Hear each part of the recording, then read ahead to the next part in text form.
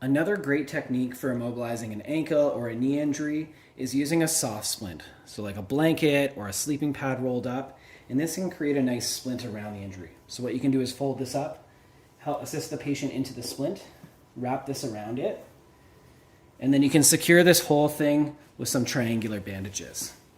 So you can just take your wrap, bring this around,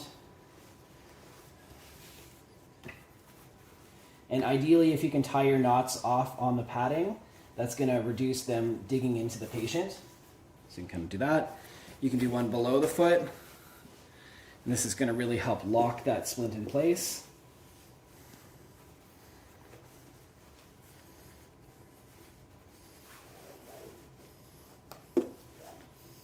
And then you can do even a third above if it needs a little extra support here.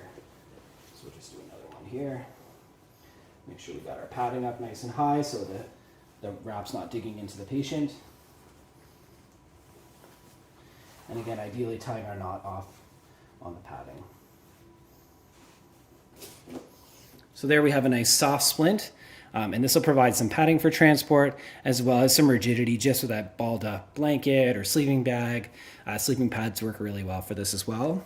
If we were doing this for a knee injury, all we would do is move this whole section up so it's covering between the thigh and the lower leg.